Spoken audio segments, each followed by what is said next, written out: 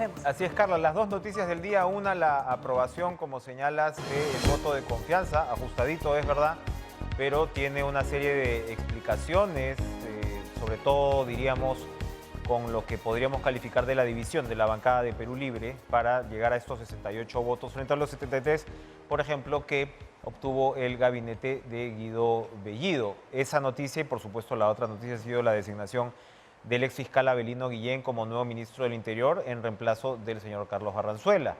Vamos a analizar ambas, por supuesto, con reacciones de parlamentarios, que es lo que corresponde, que es lo que corresponde hoy, y le damos primero la bienvenida a Ruth Luque, vocera de la bancada de Juntos por el Perú, para su opinión como esta congresista. Gracias por estar con nosotros desde Cusco, me parece.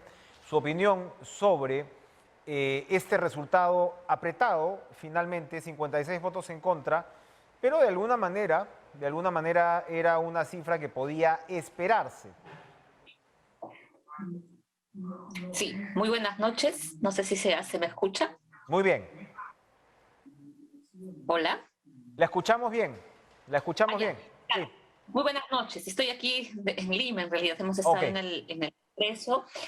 Creo que que en principio quiero saludar la decisión de los congresistas y de las bancadas que hemos apostado hoy por garantizar estabilidad, gobernabilidad y poner por delante, pese a las diferencias, críticas legítimas que se han realizado, pensar en la población. Yo creo que hay un momento fundamental donde es importante que el Ejecutivo encamine y siga plasmando los anuncios fundamentales que se han realizado en estos primeros meses.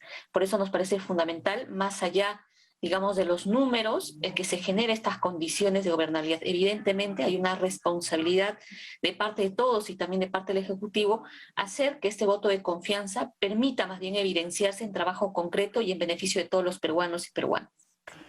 ¿Qué es lo que sigue? ¿Cómo construir una agenda de gobernabilidad con este resultado que, como vemos, es bastante apretado? No sé si quienes han votado en contra, por ejemplo, puedan sumarse de alguna manera, como repito, a una suerte de plan, de agenda que vaya marcándole un rumbo al país, que obviamente es lo más urgente. Mire, en todas las intervenciones, digamos más allá, digamos de distintos calificativos que muchas veces se presentan, entiendo que hay una preocupación por toda la situación que estamos enfrentando, cómo garantizamos una economía para todos los peruanos, trabajo, salud, retorno a clases, muchísima más atención al sector de la agricultura, en fin, hay un conjunto de temas que en las regiones particularmente los estamos viviendo, la población está angustiada por estos temas. Entonces yo creo que este conjunto de temas, que además han sido mencionados tanto en la presentación del primer gabinete y de este segundo, deberían ser los temas fundamentales que nos puedan generar esas bases claves para darle condiciones de estabilidad al país. En las actuales circunstancias y habiendo vivido una crisis permanente donde el Congreso de la República ha sido un actor fundamental, creo que no podemos jugar con la expectativa y la ilusión de las personas. Por eso que creo que el voto de confianza que hoy se ha dado significa que esa necesidad tanto al Ejecutivo como al Congreso de poder tejer esas coincidencias en esa agenda común. En este momento, por ejemplo, está este pedido de facultades legislativas para el tema tributario. Yo creo que ahí pueden generarse las primeras bases para que el Estado pueda recaudar mejor, pueda atender salud, educación, trabajo, que tanto aqueja a millones de peruanos. Entonces creo que esa tiene que ser la base y entiendo que quienes han votado en contra, digamos, también quieren el beneficio del país. Lo que queremos es que a este gobierno le vaya bien. Por eso, por lo menos nosotros desde Juntos por el Perú estamos haciendo todo el esfuerzo para que en el marco también de otras funciones fiscalicemos, legislemos, pero pongamos siempre por delante aquello que sea primero. ¿Y qué es lo primero? Son los peruanos y peruanas que están en sus casas queriendo que haya un gobierno que trabaje y que se ponga al servicio de todos y todas. Ahora, bueno, la única bancada que ha votado, digamos, toditita, junta, bueno, sí, porque ustedes han tenido, veo, 5 miembros y a favor han sido 4. Faltó uno de los miembros. No, quiero ya aclarar, mi colega Edgar Raimundo ha tenido una urgencia familiar Ya. muy delicada. Él sí marcó su asistencia Entonces, no, ahí nuestra posición es bastante clara. Nosotros siempre hemos votado de manera coherente desde el inicio, porque siempre nos hemos ratificado en la necesidad de darle la estabilidad, pero principalmente pensando en el país. Bueno, Yo creo que la población no está dispuesta a sufrir una siguiente crisis, y creo que ahí los actores políticos, y especialmente quienes estamos apostando por la democracia, necesitamos hacer todo el esfuerzo bien. posible para generar esas condiciones en beneficio de todos los peruanos. Ahora, y la otra bancada que digamos que es más grande, ¿no? que ha votado toda junta, ha sido Fuerza Popular, que ha votado en contra, los 24. Pero Mira, tienes, de todas maneras, en Avanza País y en Renovación Popular, mayorías marcadas que han votado también en contra. O sea, a ver, ¿se puede lograr el concurso de la delegación de las facultades tributarias sin estas tres bancadas? mira, yo creo que este va a ser un debate donde va a ser fundamental, a raíz un poco de seguramente los diálogos que el Ministerio de Economía a través del ministro desarrolle, poder esclarecer y explicar mejor en qué consiste todo este paquete de facultades legislativas. Yo creo que todos queremos que la economía funcione y todos coincidimos, espero que así coincidamos, que el país necesita combatir la ilusión, la evasión y recaudar más recursos en medio de un contexto donde necesitamos, digamos, destinar y orientar de mejor manera todo lo que se recaude o lo que podamos, digamos, generar como conjunto estas facultades legislativas que está pidiendo concretamente el Ejecutivo a través del MEF. Entonces yo creo que alrededor de eso deberíamos ponernos de acuerdo.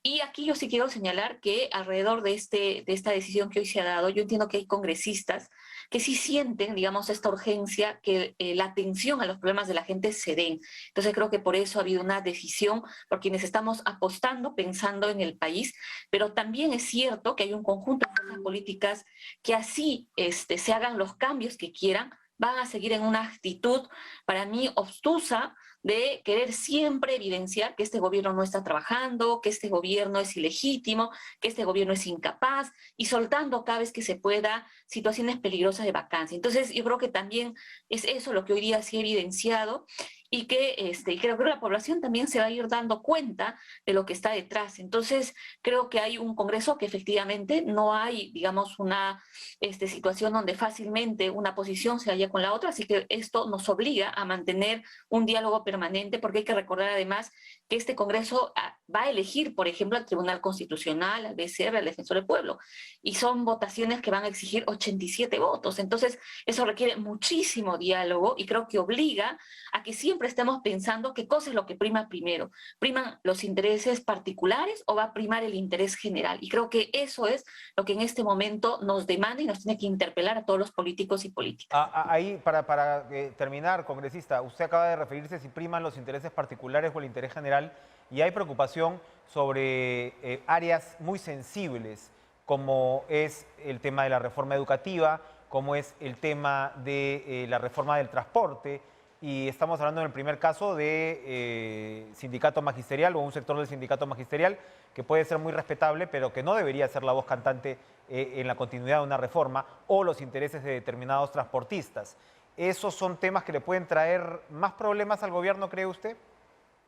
Yo creo que son temas que se necesitan a dialogar, ¿no? Yo creo, entiendo que en el caso del Congreso de la República se ha citado al ministro de Transportes a la comisión. Creo que ahí se tiene que explicar cómo garantizamos esta reforma de transporte, porque este es un tema fundamental para Lima, para muchas regiones, pero además queremos que las decisiones no signifiquen también retrocesos. Entonces creo que es urgente que se esclarezca, y el Congreso de la República, como hoy lo dijo la premier Mirta Vázquez, tiene las atribuciones para interpelar, para traer las comisiones. Esas atribuciones las tenemos y tenemos que utilizarlas. Así que yo creo que espero que en el marco de estos procedimientos se puedan hacer todas podamos esclarecer lo que corresponda. Y en el tema educativo, yo creo que aquí lo fundamental es cómo garantizamos un retorno seguro a clases, cómo dotamos, digamos, de una infraestructura adecuada en los distintos colegios, a nuestros maestros también y a nuestros niños y niñas. Son 2 años donde prácticamente se han perdido años escolares, no se han generado estrategias de reforzamiento, y creo que aquí necesitamos todos poner el hombro para que tengamos una educación que le pueda devolver a nuestros niños Bien, y darle toda la tranquilidad que se necesita en bien. estos tiempos. Muchas gracias, congresista Ruth Luque, vocera de la bancada de Juntos por el Perú, por acompañarnos. De inmediato le damos la bienvenida al congresista Eduardo Salguana, vocero de la bancada de Alianza por el Progreso, que por primera vez lo recibimos en los estudios. Hemos tenido varias gratas conversaciones. Gracias por estar con nosotros, congresista, después de esta larga jornada. ¿Cómo está? Buenas noches. Enrique, buenas noches. Encantado de estar aquí. De años vengo al sede de TV Perú. Me alegra mucho estar acá. Bueno, ¿cómo se ha vivido esta jornada? Su bancada, recordando, APP ha votado 15 miembros a favor, no, 15 miembros en 13. contra, 13 a favor. ¿Usted votó a favor? Sí, por supuesto. ¿Cómo se explica esa división casi 50-50? No, nuestra bancada es de 15 parlamentarios. Oh, perdón. Nosotros somos 13, hemos votado a favor. Oh, perdón. Entonces, claro, ustedes han tenido 13 a favor, 2 en contra. Exacto. Ajá. Quiabra y Echaíz, que han sido los más, digamos, críticos, ¿no? En las últimas fechas, son los que votaron en contra. Sí, bueno, digamos, el tema principal es que los 13 parlamentarios somos de provincias y los dos que han votado en contra son de Lima, ¿no? Es bien interesante, detengámonos un minuto allí, porque es bien interesante. Vamos a ir seguramente desagregando en las próximas horas, efectivamente, quién votó en contra y a favor, pero a favor, sin duda, se ve una fuerte impronta precisamente del interior del país, ¿no?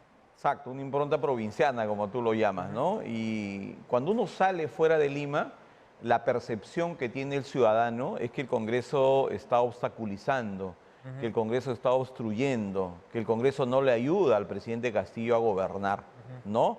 Obviamente nosotros explicamos a nuestros electores qué es lo que está sucediendo aquí en la capital, ¿no? Nuestro punto de vista en torno a la gestión del presidente de la República. Sin embargo, nosotros también recogemos lógicamente la voz y el sentimiento de nuestras poblaciones locales en las provincias, ¿no? Pero creo que al margen de ello, Enrique, creo que el voto que se ha dado el día de hoy, el voto de confianza, le hace bien al país. Creo que el Congreso no podría agudizar más la situación de crisis, de pandemia, crisis sanitaria, la recesión económica continúa, la falta de empleo es agudo en provincias sobre todo, donde no llegan recursos, no hay proyectos, ¿no?, de inversión, no hay presupuestos. Y creo que el Congreso no podría ser un factor de mayor inestabilidad política que tiene su correlato, obviamente, en la incertidumbre y en la crisis económica que se puede agudizar aún más, ¿no? Entonces creo que es un voto por el país y un voto por la gobernabilidad. Ahora, es una señal que también deberían leer los congresistas de Lima también, ¿no? O sea, es decir, calibrar adecuadamente cuál es la demanda en el país, ¿no? Sí, mira, el ciudadano de a pie no está viendo los grandes temas constitucionales, los temas legales. La gente quiere trabajo, la gente quiere empleo, la gente quiere movimiento económico, la gente quiere que su gobierno tenga éxito, le vaya bien. Hay que recordar que Castillo tuvo un voto básicamente en los sectores eminentemente populares, ¿no? Entonces hay que tener una lectura integral de lo que está sucediendo, ¿no? Entonces el país, ¿qué quiere? El peruano, ¿qué quiere? Quiere ver a sus autoridades, a su clase política trabajando de manera conjunta, empujando todos el coche del desarrollo nacional. Podemos tener discrepancias, sí, pero lógicamente también, evidentemente, nosotros tenemos la obligación de decirle al gobierno en lo que está mal, criticarlo, observarlo, ejercer nuestro control político, de repente interpelar, censurar ministros, porque eso es lo que corresponde. Eso no significa, sin embargo, generar obstáculos ni poner piedras en el camino al gobierno central. ¿Qué viene? Lo conversábamos con la congresista Luque. Ella, por ejemplo, considera que el tema del pedido de delegación de facultades para el tema tributario es fundamental.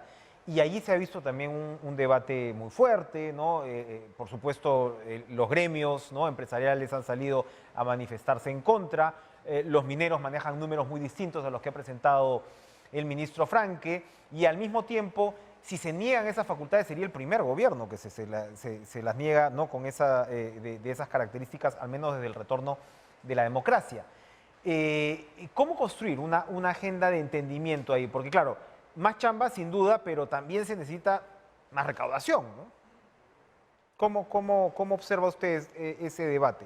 Mira, lo que hemos acordado nosotros en Alianza para el Progreso es convocar a especialistas en estos temas. Son temas técnicos, son temas ya desde una... No, y no es un solo tema, es un abanico en realidad. Son varios, exacto, ¿no? Claro que desde el punto de vista político, como tú bien dices, resultaría históricamente contradictorio que a un gobierno que recién ingresa se le denieguen las facultades, como se ha hecho pues, de manera positiva en otras gestiones, de PPK y las anteriores, Toledo, Alan García, ¿no? porque siempre es importante. El problema es que ahora hay una suerte de unanimidad en los especialistas en decir que este paquete tributario sería, al contrario de promoción de inversiones, sería inclusive hasta recesivo, ¿no?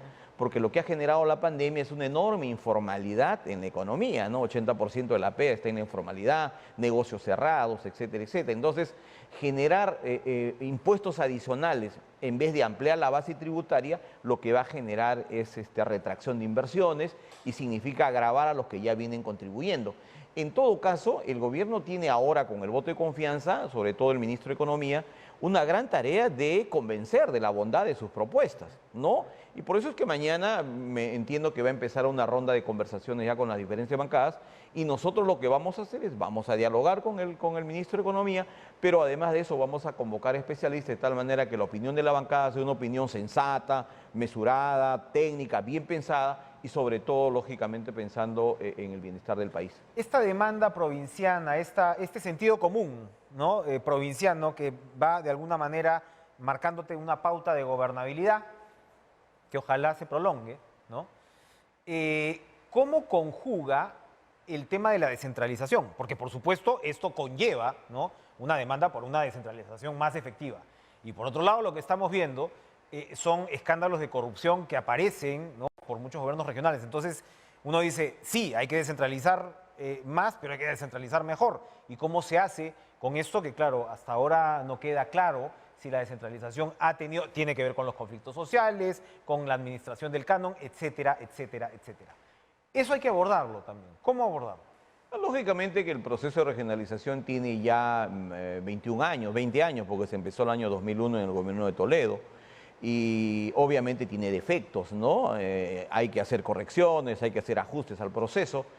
Obviamente se van a presentar situaciones como las que tú señalas, ¿no? Pero creo que lo que tenemos que hacer es mejorar el proceso en sí y segundo también mejorar los sistemas de control. O sea, hay que fortalecer la Contraloría en provincias. Tiene que haber control concurrente, que no signifique dilatar la ejecución de las obras, pero sí que sea manejado de manera pulcra y donde se presenten situaciones como la que estamos comentando, lógicamente que tiene que haber sanción, no tiene que haber impunidad. Es decir, tiene que ir de la mano la eficiencia en el gasto con el control concurrente de la Contraloría y eso necesita, por ejemplo, que los organismos de control interno, las OSIs en los municipios, en las regiones, no dependan presupuestalmente de la región, o sea, no se le pague ni la región ni los municipios, porque obviamente sería su empleador, sino que sea directamente parte del sistema de control conducido por la Contraloría General de la República. Aquí hay palo y zanahoria, ¿no? En realidad, o sea, habría que mejorar este sistema de control y dinamizar el tema de las partidas presupuestales, o sea, mejorar, por supuesto, el nivel profesional, ¿no?, de los profesionales en regiones, o sea, se pueden hacer, sí, se puede llegar a un balance. Ese, ¿no?, es un tema pendiente, exacto, ese es un tema pendiente, Enrique, porque además, paralelo a eso, porque tú sabes, del tema de la corrupción, efectivamente es un mal endémico, pero también es la ineficiencia en el gasto, porque eso también es un castigo a las provincias, ¿no? El tema del canon minero, las regalías, cuántos miles de millones de dólares están en los bancos de las cuentas de los gobiernos regionales y no se invierten, ¿no? Entonces la gente protesta, reclama con justa razón. Igual en las provincias que no tienen canon tenemos ineficiencia en el gasto. La proyección del gasto, por ejemplo, los gobiernos regionales no pasan del 70 al 75% anualmente la ejecución presupuestaria. Entonces hay que colaborar, hay que capacitar, hay que construir, ¿no?, una élite burocrática en los gobiernos regionales que estén al margen de los partidos políticos que ganen las elecciones, ¿no? Eso, en ese tema también, por ejemplo, el MEF podría contribuir una partida necesaria para capacitación, actualización y también revisar la legislación vinculada a la ejecución presupuestaria, ¿no? Para terminar, dice usted una élite burocrática, un concepto muy interesante, pero es una élite burocrática que no parece o parece, digamos, rechazar buena parte del gobierno actual, ¿no? O sea, por lo que se ha visto en nombramientos, los problemas que se ha tenido con respecto a los perfiles ministeriales, el propio señor Barranzuela. ¿Usted cree que eso puede, de alguna manera, voltearse, esa situación, a partir del liderazgo de Mirta Vázquez? Mira, yo creo que el gobierno debe entender el sentido del voto de confianza, ¿no? Yo creo que tiene que ser un escenario y un espacio de reflexión para todos, para la oposición y también para el gobierno, sobre todo para el gobierno, porque hay muchas deficiencias, hay 90 días de inacción, designaciones desacertadas, y todo eso influye en la vida cotidiana.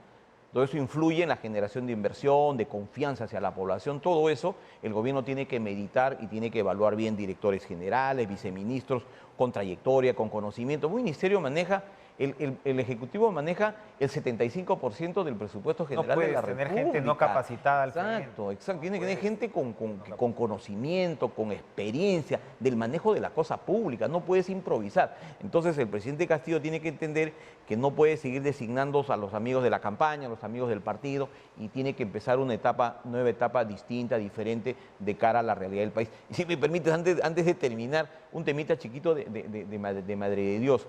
Tenemos un problema de la frontera de Perú con Brasil, que es Iñapari y Asís, continúa cerrada en lo formal, en el puente, porque debajo y por el río la gente circula normal. Entonces hay un cierre oficial. ¿Continúa cerrado como consecuencia del paro cocalero todavía? No, ese es otro tema. Este es por el tema del sanitario, en la frontera con el Brasil. Entonces las economías fronterizas se necesitan, es una vinculación histórica. Hasta ahora sigue cerrado y le hemos pedido el día de hoy a la Premier, por favor, ya que se aperture, porque nos está generando problemas económicos en la frontera, en la última frontera que tenemos con el Brasil. Y el otro temita es el problema que tenemos con Latam. Latam está para ir de Cusco los turistas a Puerto Maldonado, que es una zona de un alto atractivo para los turistas extranjeros, tienen que ir a Lima.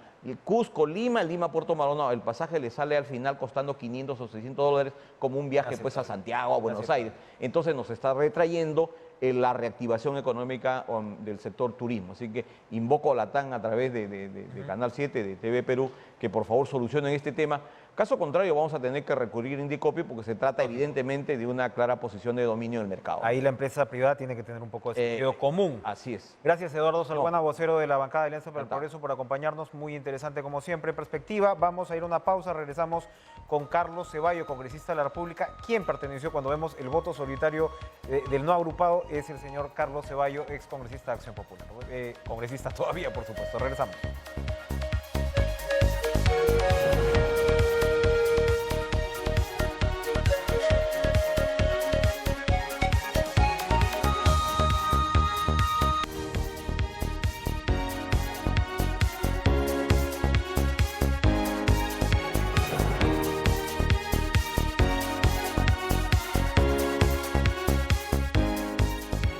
Nos encontramos con Carlos Ceballos, congresista de la República, que llegó con Acción Popular.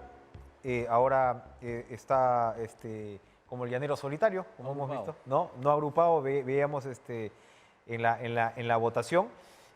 Antes yo quería saber si es que nos podía, congresista, aclarar los motivos de su salida. Usted nos dijo motivos personales, pero lo vemos muy activo. Acabamos de conversar fuera de cámaras un poco sobre cuáles son sus perspectivas. Es decir, usted no va a dejar el Congreso, ni mucho menos.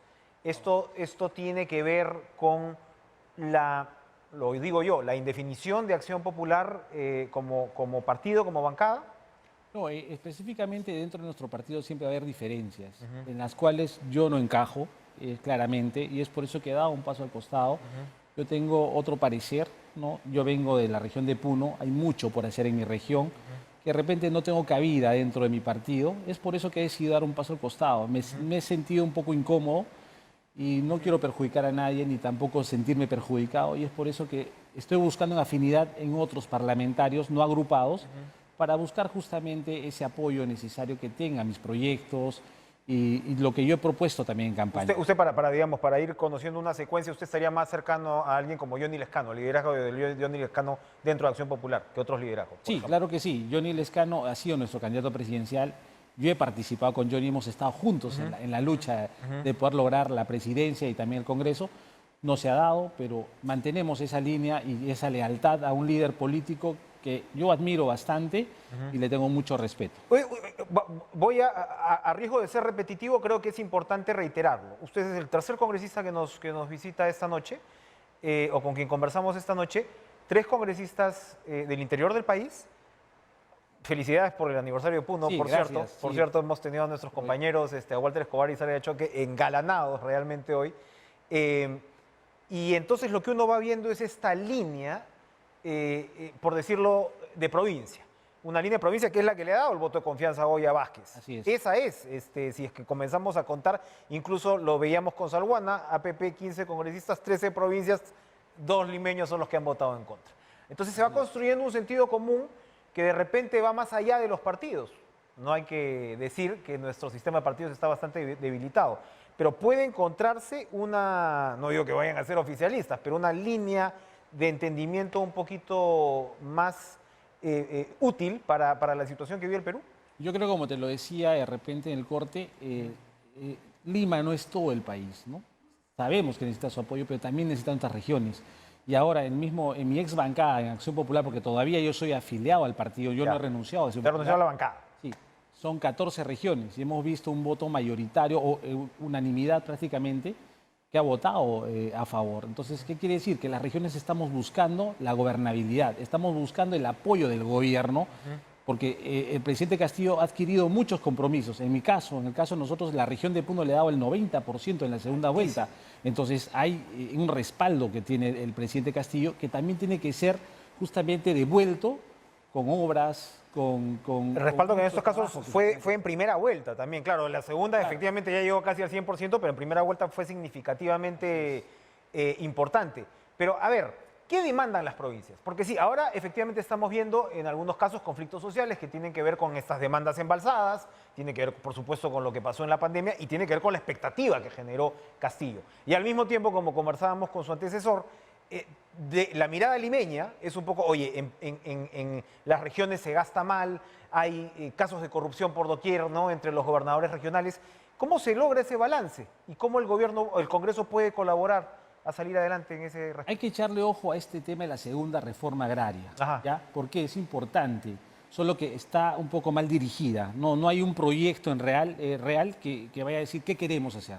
Pero que sí nosotros desde provincias podemos apostar y aportar a que esto vaya. Porque hoy en día el sector agricultura agropecuario es de sobrevivencia, es solamente para el consumo neto. Pero ¿cuándo salimos adelante?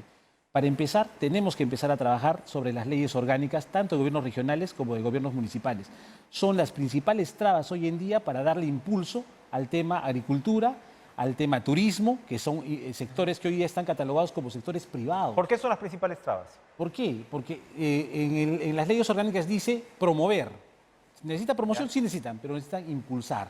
Esa palabrita hace que ahorita no podemos construir camales por salubridad y por darle también mejora al tema de nuestra ganadería. No podemos hacer mercados, no se pueden hacer plantas de producción. Todo es indirecto, pero no de manera directa. Entonces, en ese sentido, se tiene que cambiar para apoyar esta segunda reforma. Y son áreas agraria donde el privado no entra. El privado no entra por temas de rentabilidad y son al mismo tiempo infraestructuras absolutamente necesarias. Infraestructuras inclusive que no existen, precarias. Seguimos esperando la lluvia en Puno para hacer crecer la siembra. Imagínate cuando ahora debemos tener canales de riego, sistemas mejorados, tecnología. Esa es la segunda reforma. La famosa agroexportación ahora rechazada debería ser un ejemplo. Exacto. Y nosotros producimos productos orgánicos, la quinoa. Toca usted un tema bien interesante porque anoche hablábamos con Clímaco Cárdenas del tema de fertilizantes, ¿no? Que tienes pues un incremento de 200%, ya tienes ahora...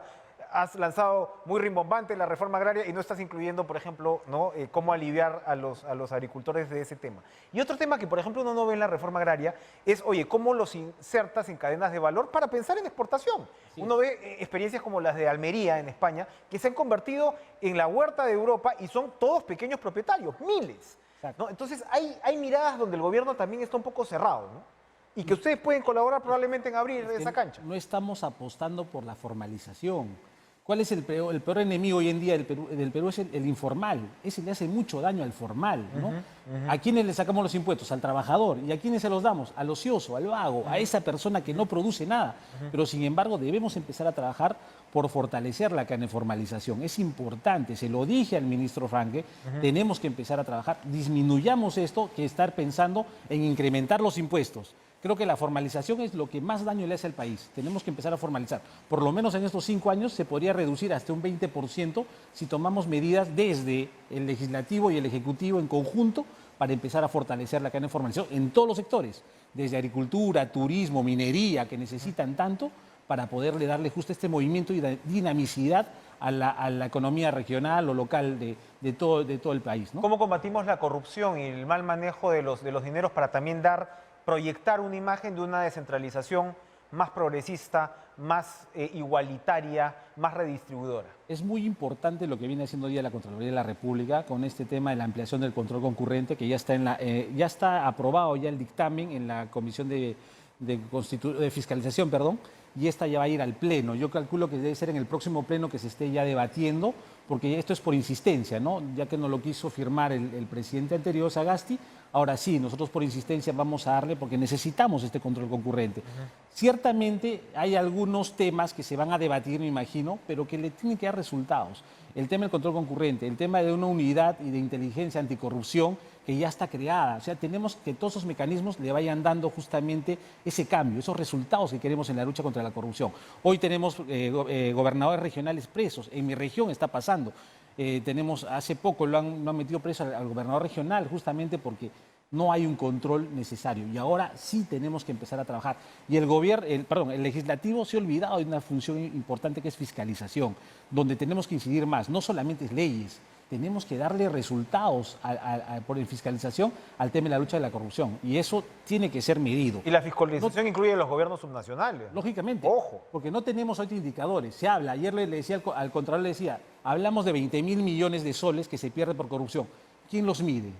¿Son de repente solamente supuestos o hay una medición exacta? No las tenemos. Entonces tenemos que empezar a tener un sistema que empiece a medir cuánto estamos disminuyendo en la lucha contra la corrupción, porque si no, nunca vamos a poder tener resultados. ¿De qué estamos hablando si no hay medición? No hay indicadores reales ahora en el país. Cuénteme, hablando de las demandas del interior del país, del Perú profundo en otros casos, la constituyente, que ahora se hablaba mucho del tema, ¿no? Y como crítica, ¿no? de varios de los congresistas, leía a Omar Cairo incluso que decía, Mirta Vázquez en un momento habla de un nuevo pacto social, algún congresista lo interpretó como constituyente, cuando un nuevo pacto social no necesariamente de ninguna manera pasa por un tema constituyente. Pero es, número uno, un clamor dentro del país el cambio de constitución, y número dos, ya sabemos que los votos del Congreso no están para poder, ¿no? O sea, el referéndum no va a pasar con forceps. Así es. ¿No?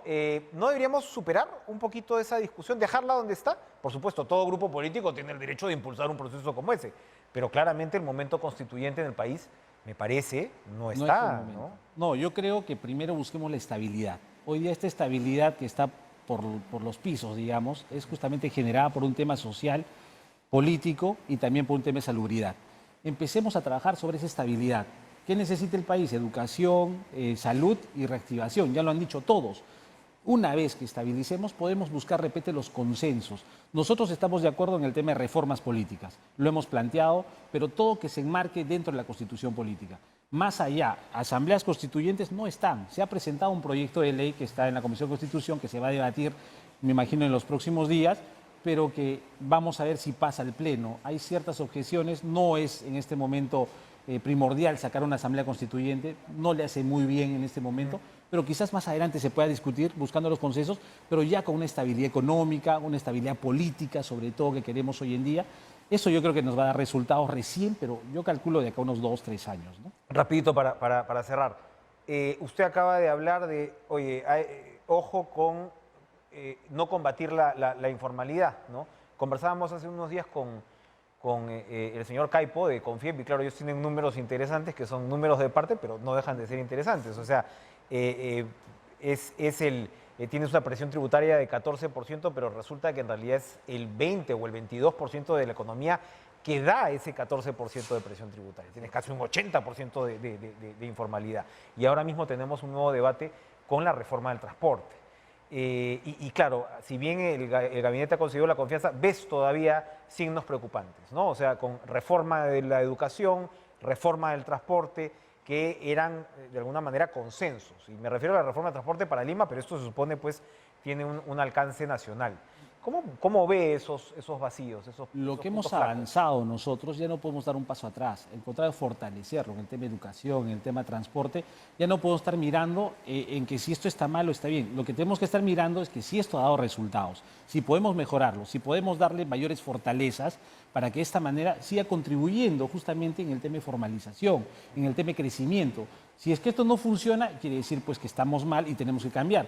Pero está funcionando, pero dar un paso atrás por ejemplo, prohibir algunas reformas que se han hecho importantes, yo creo que es mal. En el tema de educación tenemos que fortalecer la SUNEDU, tenemos que seguir por el tema de calidad, impulsar inclusive a que las universidades públicas tengan en realidad una autonomía necesaria, pero que vayan en beneficio de investigación, en beneficio de serse autosostenibles. Eso hay que apostar. Igual en el tema de transporte, necesitamos justamente fortalecer a todos esos organismos que hoy en día le están dando una mejora en el tema de circulación, en el tema de fortalecer al usuario y también a la persona que hace uso, al empresario transportista, ¿no? Es muy importante. Terminemos el remate en una óptica positiva. Hoy, repito, hemos tenido a 3 congresistas del interior del país, no es por echarle flores, absolutamente articulados, con las propuestas muy claras. Y usted decía que incluso se ha retirado de su bancada porque está buscando, digamos, coincidencias, ¿no?, de repente con otros congresistas. Hay una masa crítica en el Congreso actual, se lo digo porque siempre el Congreso pues, es blanco de críticas, siempre es una institución, es poco telegénica además, no es una institución cuyas formas sean muy contemporáneas. Eso aquí, no digo en la China porque ahí no hay, pero en el resto de democracias. Usted que se mueve dentro del Congreso, ¿hay una masa crítica de congresistas que puedan sacar la institución adelante? Yo creo que sí hay, sobre todo los que venimos de provincias. Yo creo que si nos juntamos y empiezan a crecer liderazgos desde provincias, vamos a empezar a cambiar. Porque como le decía, la muestra hoy en día de esta cuestión de confianza ha sido clarísima. Los parlamentarios de provincia queremos un cambio, ¿no? ¿Queremos el apoyo de los de Lima? Sí, es necesario, porque muchos de nuestros paisanos están acá en Lima y queremos que retornen para fortalecer justamente nuevamente nuestras regiones. Entonces, desde ahí vamos a hacer un gran cambio, pero que estos liderazgos tengan que salir de provincia, de ese regionalismo que todos tenemos marcado, del olvido que hemos tenido y la ausencia de los gobiernos, yo creo que va a ser muy significativo e importante. Gracias, Carlos Ceballos, congresista de la República, por acompañarnos. Quiero aprovechar, Sí, Cámara, rápidamente. saludar por el 353 aniversario a mi región de Puno y a los 40 operadores de turismo que hoy día están para reactivar e impulsar justamente nuestro turismo allá en la región de Puno. Mañana tenemos una actividad importante, un fuerte abrazo para cada uno de ellos. Muchas gracias siempre a ustedes por toda la apertura que nos dan. La maravillosa ciudad del lago. Gracias por estar con nosotros. Vamos a una pausa, regresamos en nuestro tono descentralizador de hoy con Anthony Medina, politólogo desde Arequipa.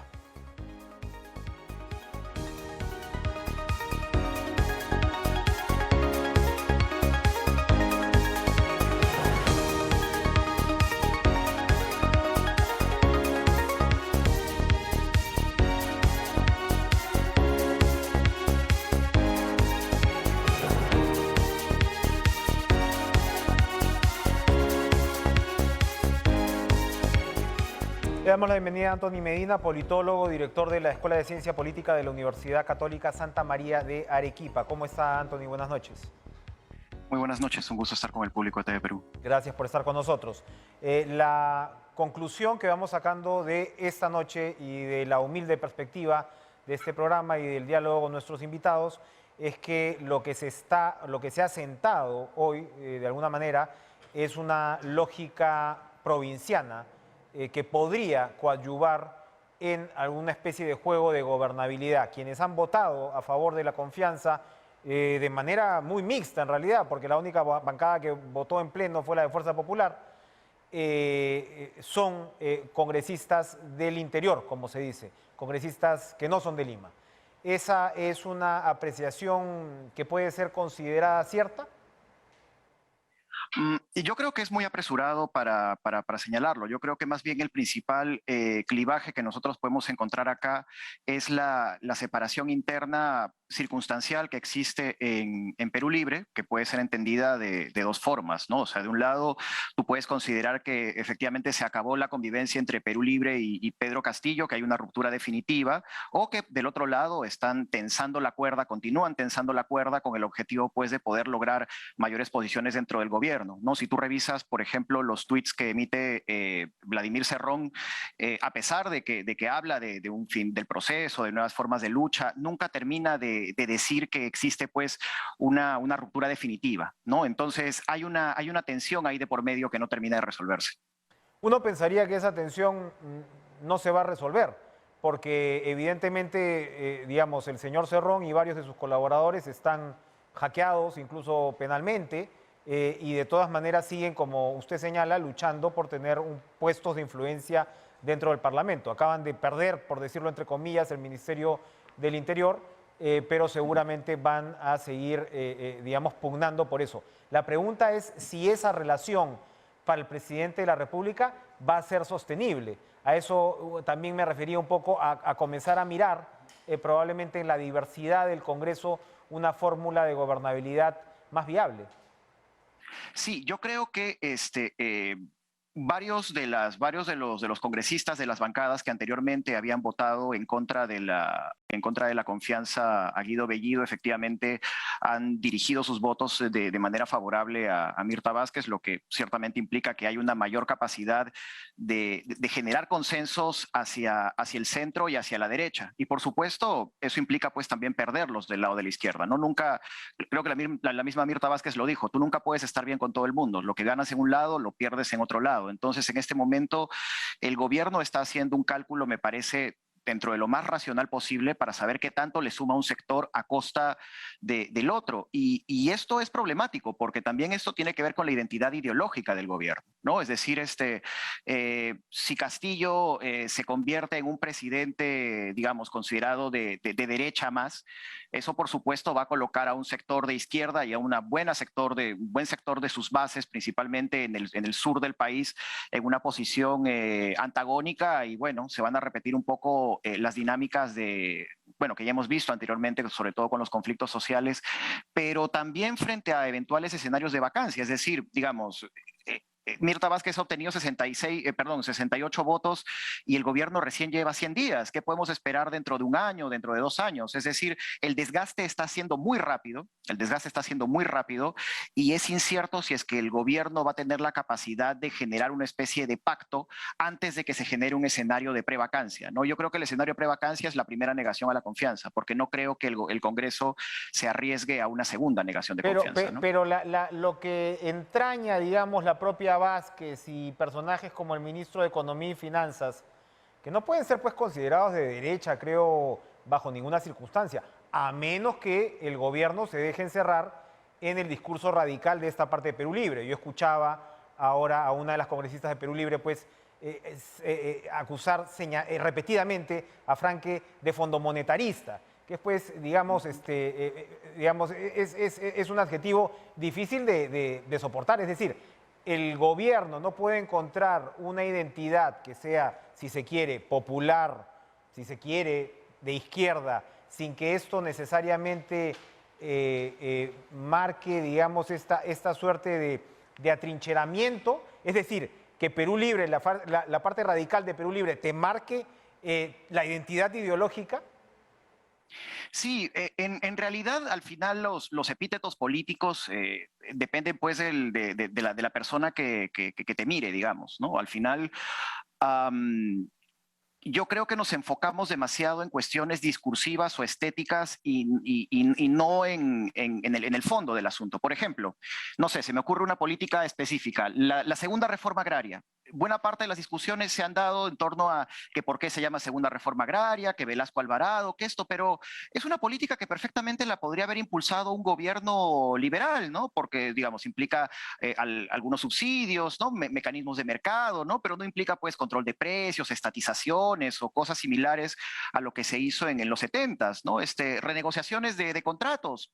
Bueno, lo hace Chile, lo hace Canadá, lo hace Israel, es decir, cuando uno, digamos, va más allá de lo que los actores políticos dicen sobre sí mismos o de las peleas discursivas que puedan tener, y tú vas al fondo de la política, te das cuenta pues que el gobierno de Pedro Castillo no está haciendo cosas muy distintas a lo que podría hacer un gobierno digamos, de cualquier otro de que los candidatos hubieran ganado. Yo creo que más bien Pedro Castillo está en una lucha de un lado, con una derecha y un pequeño sector que efectivamente quiere la vacancia, que es pequeño, pero existe, y del otro lado, una izquierda que ya está empezando a volverse externa al gobierno, debido a digamos, también a las limitaciones que tienen para poder insertarse en el Estado, que, bueno, que lo hacen ver pues como un presidente más, como la continuación de Ollanta Humala, y bueno, eso lo coloca pues un poco en un círculo vicioso un poco difícil de resolver, ¿no? Pero entonces lo que usted me está diciendo es que efectivamente Perú Libre, Cerrón, va ganando esa partida. Porque, No, o sea, mira, porque yo no considero que Mirta Vázquez sea una mujer de derecha, por ejemplo. O sea, Ya, pero- ahí lo que hemos visto con esa facción serronista, en todo caso, son grandísimos problemas de gestión, más allá de las ideologías. Ah, no, pero por supuesto, ¿no? O sea, existe un problema de gestión que, bueno, que viene primero desde el momento en que no ha habido una transferencia adecuada de gobierno debido a las nulidades e impugnaciones de la campaña electoral, ¿no? También se debe a la debilidad de los partidos políticos, ¿no? Es decir, tanto Perú Libre como creo que la mayor parte de partidos políticos en el Perú no tienen cuadros militantes que puedan ocupar, más que los ministerios, viceministerios, secretarías generales, ¿no? Que se identifiquen con el proyecto político del partido, ¿no? Más bien, la gente que suele ocupar estos cargos es gente que viene más bien del sector privado, que son técnicos independientes, que son profesionales, ¿no? Y que han venido haciendo sus carreras en el Estado desde el tiempo de Sagasti, PPK, Ollanta, Toledo, ¿no? Entonces, hay una continuidad en tanto y en cuanto hay una dislocación entre la capacidad muy pequeña que tienen los partidos para poder copar o controlar el Estado, para poder dirigir las políticas en un lado u otro, y una burocracia pues que ya tiene pues su propia lógica y su propia dinámica. Y este es un problema que le pasaría a Perú Libre como le hubiera pasado a Fuerza Popular o le hubiera pasado a cualquiera de los partidos que hubiera ganado. Muy bien, Anthony Medina, politólogo, director de la Escuela de Ciencia Política de la Universidad Católica de Santa María de Arequipa. Muchas gracias por estar con nosotros. Vamos a enlazarnos ahora en estos minutos finales, ¿cierto?, con el congresista Edgar Tello de Perú Libre, a quien le agradecemos su presencia. Congresista, muy buenas noches.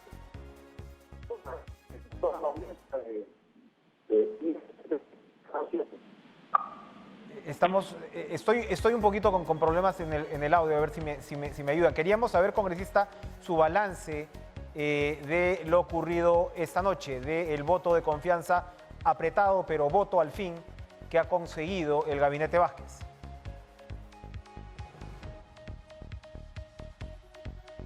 Vamos a ir a una pausa y regresamos de inmediato.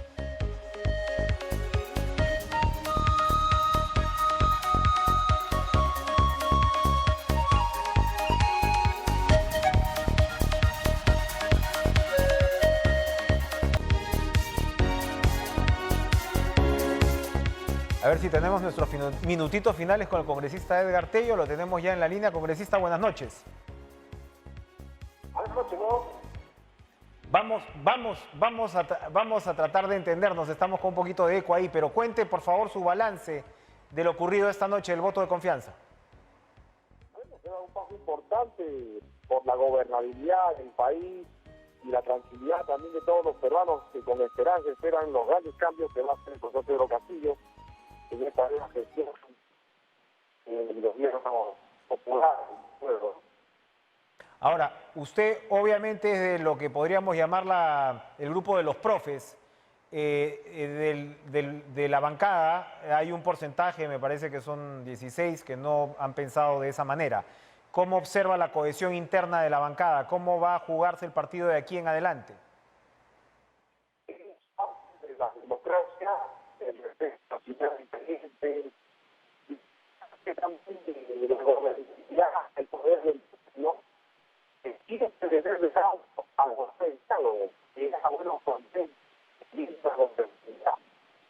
Puede dejar resultar de la gobernabilidad y para un otro lado. Y aquí, Bien. ahora el intento para poder garantizar nuestro derecho. Congresista Tello, sí, congresista, en aras de poder entenderlo mejor, ojalá nos pueda acompañar en los próximos días en nuestros estudios, mañana, si es que es posible, para que nos pueda explicar, digamos, en detalle qué es lo que está pasando dentro de Perú Libre. Porque en realidad lo que vemos con respecto pues a la votación ha sido bastante dividida, ¿no? A ver si tengo los números por acá. Pero don Jackson, si los tiene en la mano, ya lo tengo acá, ¿no? En el caso de Perú Libre, de sus 24, no, Fuerza Popular, me estoy confundiendo, 37 miembros, 19 de Perú Libre han votado a favor y 16 en contra. Llegamos a entender lo que nos decía el congresista Tello con respecto a las vicisitudes, ¿no?, de la democracia, pero claramente esta división es, en resumen, lo que ha marcado la diferencia del relativo mejor resultado que tuvo el señor Bellido frente pues a la congresista, a la primera ministra Mirta Vázquez, que se supone pues marca de todas maneras un talante mucho mayor de apertura, ¿no?, de mayores búsquedas de consensos. Y entonces, bueno, como lo comentábamos con un invitado anterior, vamos a ver si esto se concreta finalmente como una ruptura. Probablemente no, probablemente va a continuar esta suerte de tensión, pero lo que tiene que medir el Ejecutivo es cuánto daño le puede hacer esa permanencia de la tensión para llevar y, digamos, y cruzar el puente hacia una agenda un poquito más amplia y de mayores consensos. Eso es probablemente la lección o la pregunta, en realidad, que nos deja la jornada de hoy. Gracias por estar con nosotros en Cara a Cara. Sigan ustedes con toda la información deportiva con En Pared y, por supuesto, reiterar el saludo especial a nuestros televidentes en la maravillosa ciudad de Puno, en el maravilloso departamento de Puno, que son, como sabemos, muchos, porque la señal de TV Perú llega al último rincón del país. Tengan ustedes una excelente noche. Adiós.